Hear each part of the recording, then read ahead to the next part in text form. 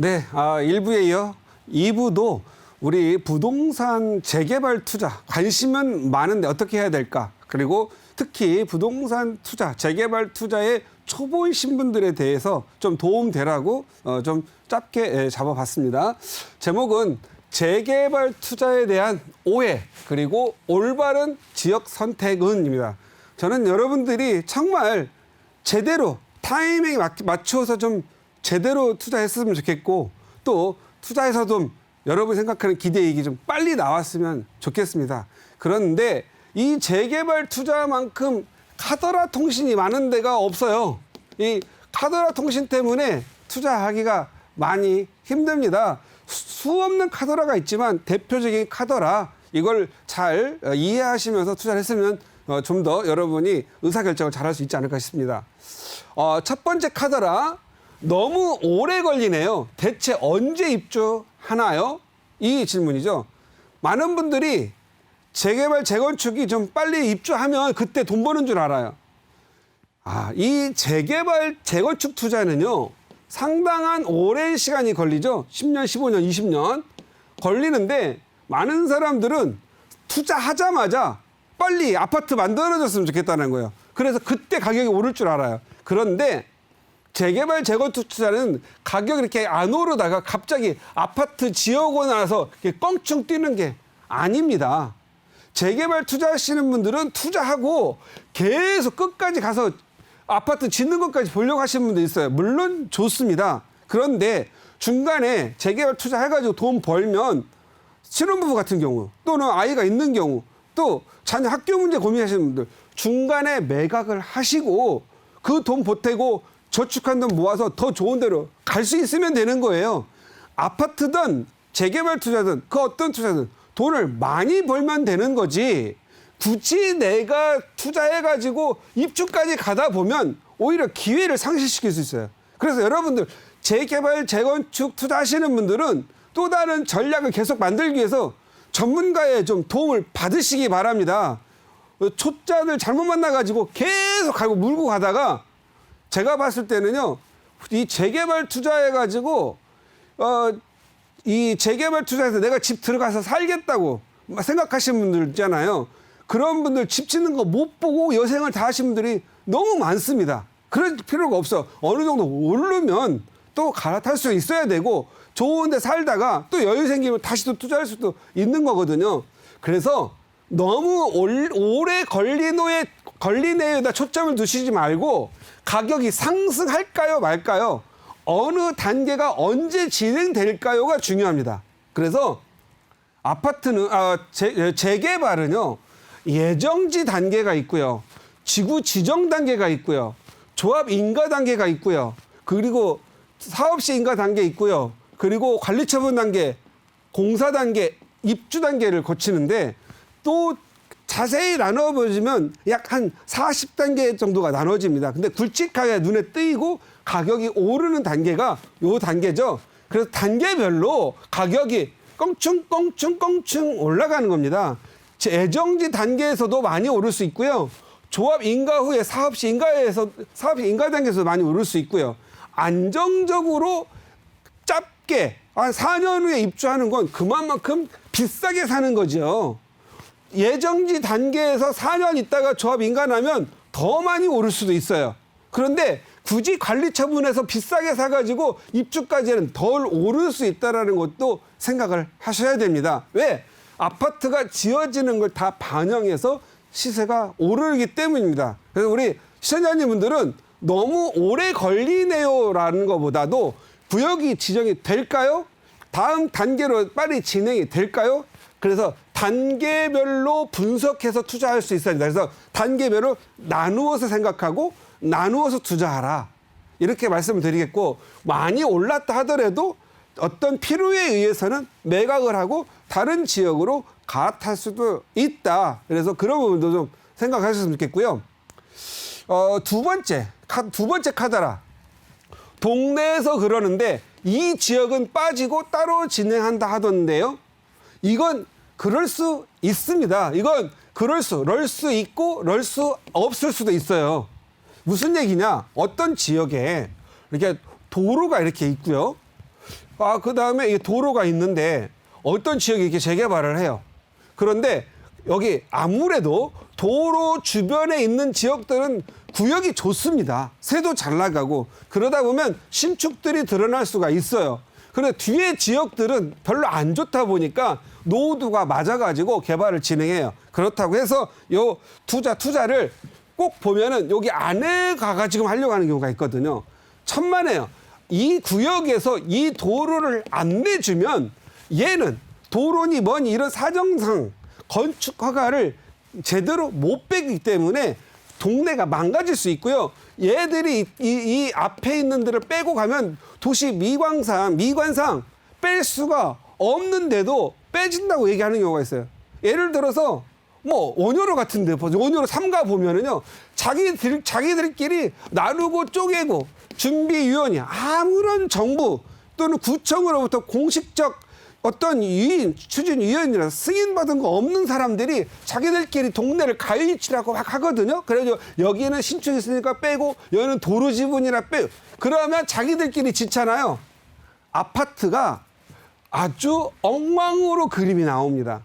이런 부분은 지자체에서 도시 미관과 서울시에서의 지구 단위 계획에 맞추어서 개발을 하는 부분이 있기 때문에 그것은 섣부른 판단이 될 수가 있습니다. 그래서 항상 동네에서 그러는데요. 이 지역은 이거보다도 좀 여러분들 스스로 판단하지 마시고 좀 이 지역이 전체적으로 어떻게 갈 수 있느냐를 차라리 건축사님들하고 상의하는 게 더 낫습니다. 어떤 지역은요. 나누어져 있다가도 이렇게 나누어서 있다가도 시간이 가면서 여기 이 지역의 필요성 때문에 여기에다가 부탁 해가지고 같이 가는 경우가 많이 있어요. 왜냐하면 지구 지정이 되고 나면 노후도가 계속 진행될 거 아니겠어요? 그러다 보면 여기 노후도가 안 맞는 지역도 합산했을 때 평균 노후도가 맞는 경우가 많이 있죠. 그런 경우를 볼 수 있는 경우가 예를 들어서 지금 현재 반포 4지구의 노건 한신 바로 잠원역 앞에 노건 아파트 요것도 지금 현재 재건축하려면 너무 힘드는데 주변의 아파트들이 다 노후가 맞으니까 같이 했을 때 평균 노후도에 문제가 없으니까 같이 안전진단 없이도 갈 수가 있는 거죠.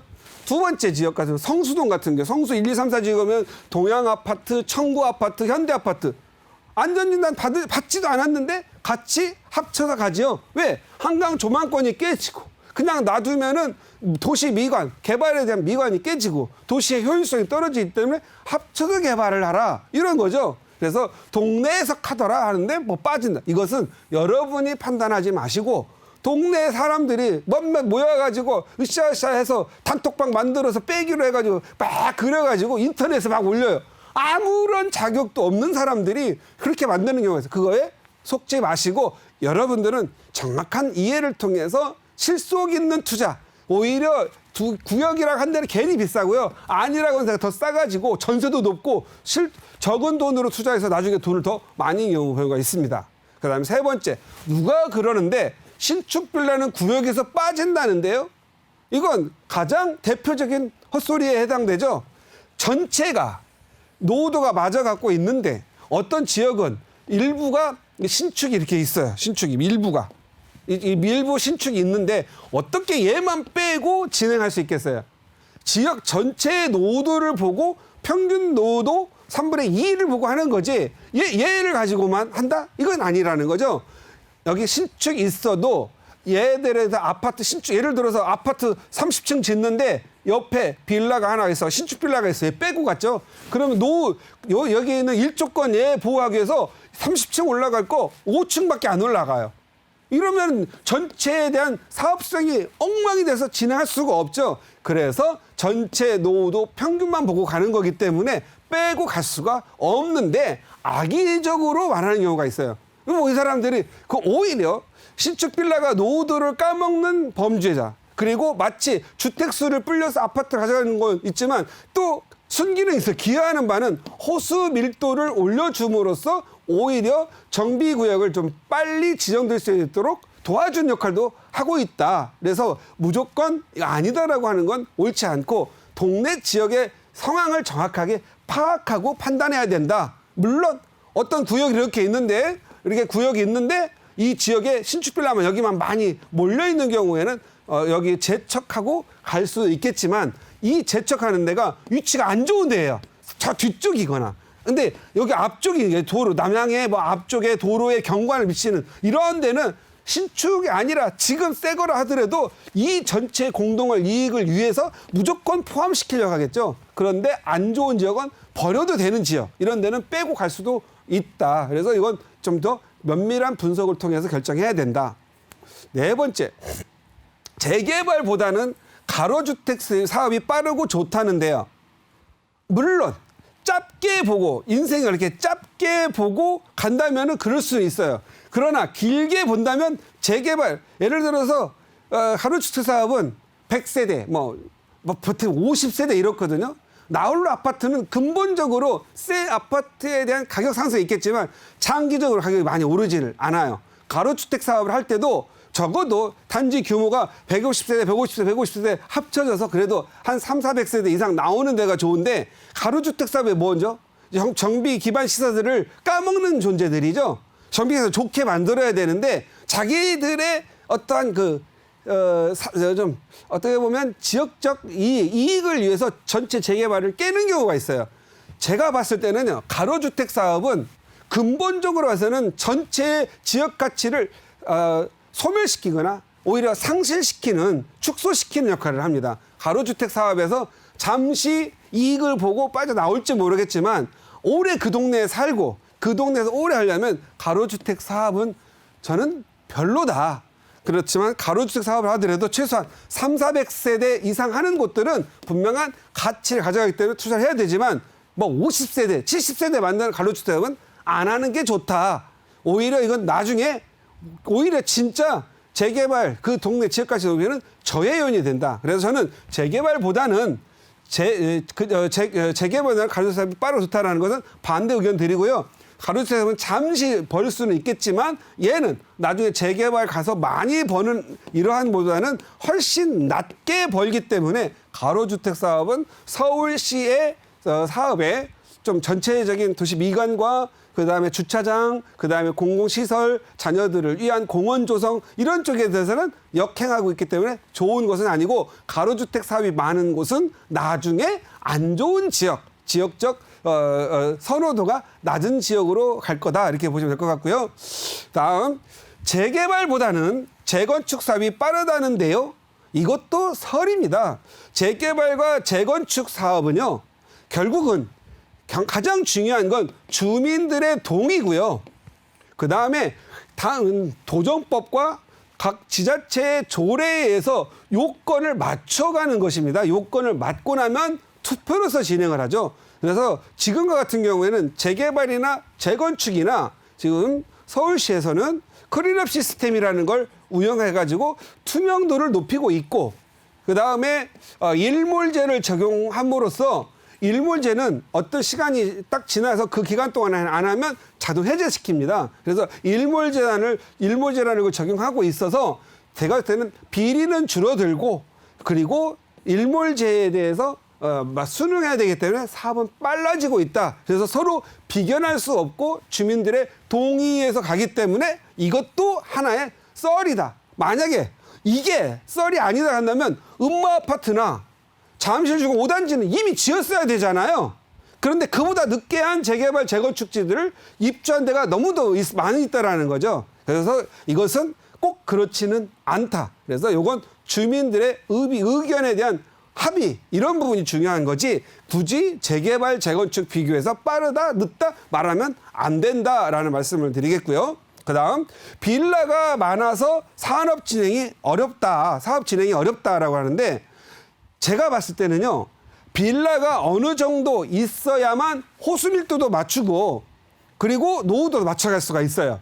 만약에 단독주택만 가지고 호수 밀도 못 맞춥니다. 물론 노후도는 맞출 수가 있겠죠. 그런데 도로가 땅들이 세장형이 아니고 접도율이 낮으면요, 결국은 여기는 계속 주거환경 정비 형태로 계속 갈 수밖에 없어요. 그래서 오히려 지금은 예를 들어서 10년 전 또는 15년 전에 빌라가 많이 들어선 지역들이 오히려 사업 진행이 좀 빠르다. 물론 세대 수가 많아서 사업성은 좀 떨어지겠지만 만약에 단독주택이 많은 지역은 지금부터 빌라를 지어대기 때문에 사업을 제가 봤을 때는 20, 30 내에 할 수 없는 경우가 많다. 그래서 단독주택 많은 것보다 이미 빌라가 많이 지어진 지역들이 유리할 수 있어요. 그 대표적인 데가 방배동 같은 데죠. 방배동은 전형적인 빌라촌인데 최근 더 이상 빌라를 지을 수가 없는 지역이다 보니까 다 빌라예요. 단독주택들이 없어요. 그러니까 새로 나오는 빌라들이 없기 때문에 지금 계속 노후도가 진행이 되잖아요. 그러다 보니 여기는 지금 예를 들어서 방배 6구역, 방배 5구역 가서 한번 보세요. 지금 그냥 사업 그냥 진행합니다. 그리고 예를 들어 후보지. 지금 현재 방배 15구역, 방배 13구역 이런 데는 지금 진행이 되잖아요. 나머지 지역들도 역시 노후도가 그대로 진행되고 나면 노후도가 맞으면 진행할 수밖에 없어요. 왜요? 다른 애들 진행되는 다른 구역 진행되는 아파트들이 비싸니까 나도 빌라 지어서 나도 저렇게 아파트 지었으면 빨리 지었으면 좋겠다. 부러워요. 그래서 그 부러워서 빨리 진행돼가 대표적인 데가 어디죠? 방배 14구역. 방배 14구역도 요 5구역 진행되니까 부럽죠? 그래서 빨리 진행되는 거죠. 그래서 무조건 빌라가 많아서 사업이 진행 안 된다? 이거 천만의 말씀이에요. 그렇지 않아요. 오히려 단독주택이 많아서 신축 쪼개기 들어가면 더 위험하다. 이렇게 반대로 생각하시는 게 좋고요. 이미 지어져 가지고 빌라들이 다 지어져서 노후도가 진행된 데는 더 지을 게 없기 때문에 그대로 가서 노후도 맞으면 재건축이 빨리 된다. 이렇게 생각하시고 여러분들은 이런 재건축 빨리 될 수 있는 예정지를 잘 찾아가는 것도 좋은 투자법이다 하겠습니다. 요즘 부동산 이렇게 투자하다 보면 카더라가 굉장히 많은데 여러분들이 좋은 전문가, 경험 있는 전문가들 만나서 한 상담하시면서 좋은 투자 의사결정 하시기 바랍니다.